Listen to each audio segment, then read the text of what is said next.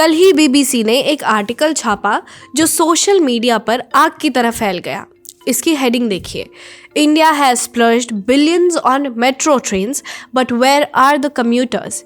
BBC की इस heading का मतलब है, भारत ने मेट्रो पर अरबों खर्च कर दिए लेकिन यात्री कहाँ है। पढ़ते वक्त लगता है कि जैसे भारत ने पैसा पानी की तरह बहा दिया है और मेट्रो खाली घूम रही है। लेकिन रुकिए जरा, क्या ये पूरी सच्चाई है या बीबीसी ने सिर्फ नेगेटिव पार्ट पकड़कर पूरी तस्वीर छुपा दी है? आज मैं आपको 2025 से 2026 के latest official data, DMRC report, EACPM study और हर फैक्ट के साथ बताऊंगी हर शहर में मेट्रो की राइडरशिप, कमाई और सबसे जरूरी आम आदमी का जीवन कितना आसान हो चुका है। सबसे पहले स्केल की बात करते हैं।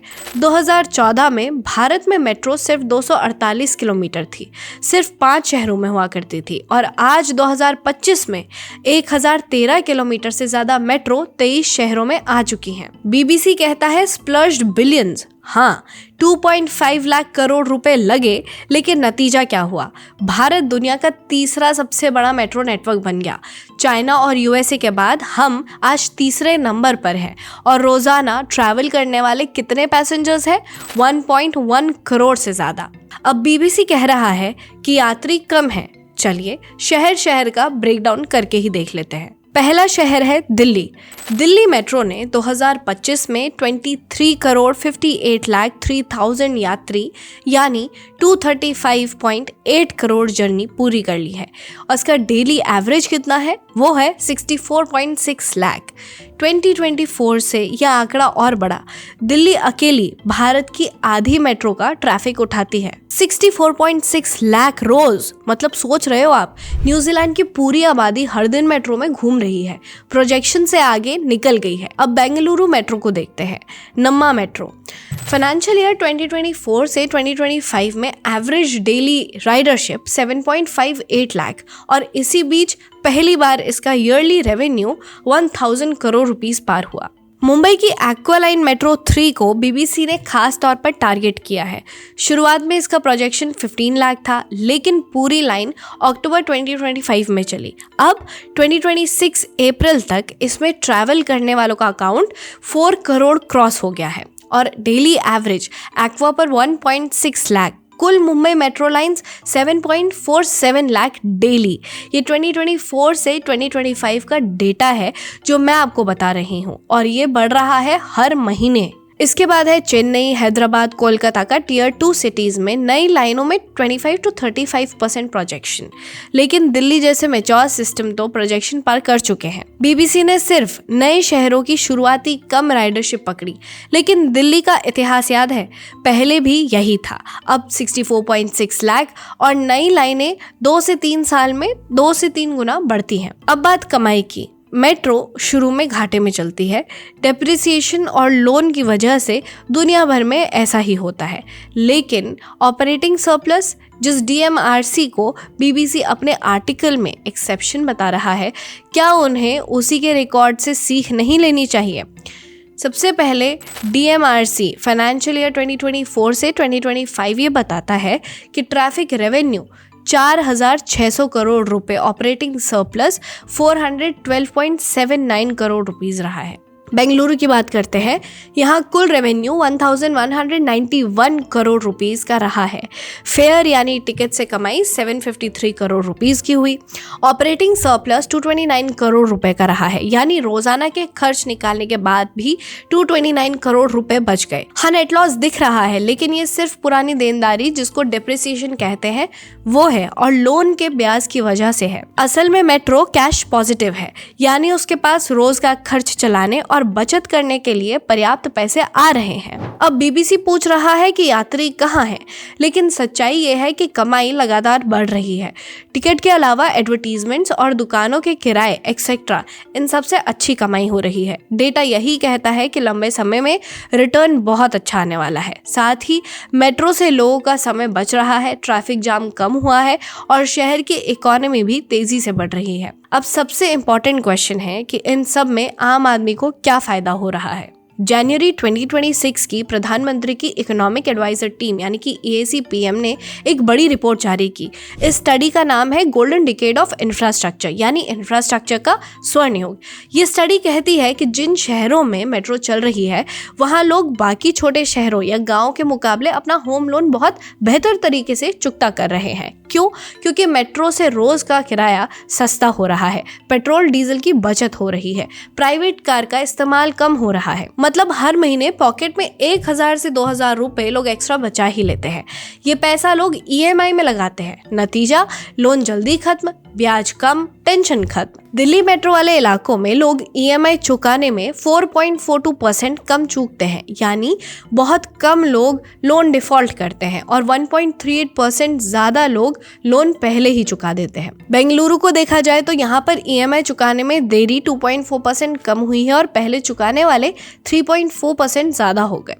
हैदराबाद की बात करें तो यहाँ पर EMI चुकाने वाले 1.7% कम हो गए हैं और जल्दी चुकाने वाले 1.8% ज्यादा हो गए हैं। आसान भाषा में समझे तो ये तीनों शहरों में मेट्रो वाले मोहल्लों के लोग अपने घर के लोन को जल्दी और बिना रुके चुकता कर देते हैं। बाकी शहरों के लोग अभी भी परेशान हैं। तो ऐसा हुआ क्यों है? क्योंकि मेट्रो के आने से ट्रांसपोर्ट खर्च कम हुआ, जिसका मतलब है पेट्रोल, ऑटो, टैक्सी की बचत, और ऐसे में लोग EMI आसानी से भर पाते हैं। तो यही मेट्रो लोगों की लाइफ में समय की बचत का एक बड़ा फैक्टर है। दिल्ली में पीक आवर्स में 30 to 50 मिनट प्रति ट्रिप रोज 10 to 15 किलोमीटर कम्यूट करने वाले, ऑफिस जाने वाले, कॉलेज जाने वाले लोगों की लाइफ लाइन है मेट्रो ट्रेन। वहीं परिवार के साथ भी टाइम काटने को मिलता है और स्ट्रेस भी कम होता है। और पर्यावरण की बचत का क्या? दिल्ली मेट्रो में लाखों टन CO2 बचाया जाता है, ट्रैफिक जाम कम हो जाता है, सड़कें खुली मिलती हैं। इमेजिन करिए, मुंबई के ऑफिस में जाने वाला एक आदमी पहले 2 घंटे ट्रैफिक में ऑफिस पहुंचता था और अब वही एक्वा लाइन से 45 मिनट में पहुंच जाता है। पैसे बचाता है तो बच्चों की फीस भी निकल जाती है, घर की EMI भी दे पाता है। ऐसे ही बेंगलुरु IT वाले भी ट्रैफिक हेल से बाहर निकल पाए हैं। BBC कहता है इंटीग्रेटेड कॉस्ट 20% इनकम, लेकिन suburban rail versus metro last mile सुधारने पर और सस्ता कर देता है। ये आम आदमी की जिंदगी बदल रहा है। टाइम, पैसा, स्वास्थ्य, सुरक्षा और महिलाओं के लिए CCTV, AC सेफ्टी मेजर्स बढ़ रहे हैं। हाँ, चुनौतियां ज़रूर हैं, चैलेंजेस भी हैं। अभी भी इन मेट्रो की लास्ट माइल कनेक्टिविटी कमज़ोर नज़र आ सकती है। Tier 2 में डिमांड अभी कम है और कुछ जगह किराया महंगा भी लगता है, लेकिन ये तो सिर्फ शुरुआती है। दिल्ली में भी पहले यही हाल था, लेकिन अब सुधार हो रहा है। तो BBC की समस्या आखिर है क्या? BBC का फोकस सिर्फ और सिर्फ अंडर यूटिलाइज्ड पर है और उनके बेसिस पर ही BBC का यह मानना है कि कोई भी डेवलपमेंट का रिस्क लेना ही नहीं चाहिए। वो जानबूझकर उन आंकड़ों, तथ्यों और संदर्भों को चुनता है जहां कोई नया इंफ्रास्ट्रक्चर प्रोजेक्ट अभी पूरी क्षमता से नहीं चल रहा है। फिर उसी एक तरफा आधार पर वो ये निष्कर्ष निकालते हैं कि कोई भी डेवलपमेंट का रिस्क लेना ही नहीं चाहिए।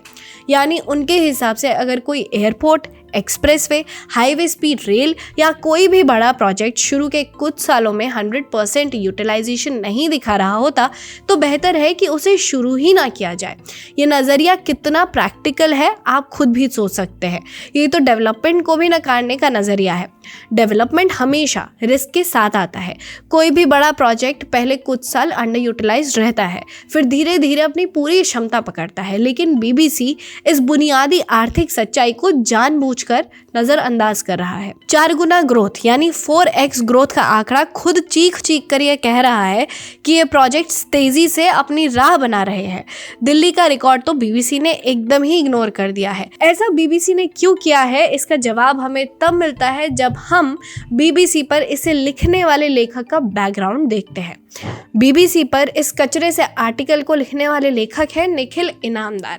निखिल इनामदार BBC के सीनियर एडिटर, राइटर और पहले इंडिया बिजनेस कॉरेस्पॉन्डेंट रहे हैं। इससे पहले वो NDTV प्रॉफिट के प्राइम टाइम एंकर और कॉरेस्पॉन्डेंट थे।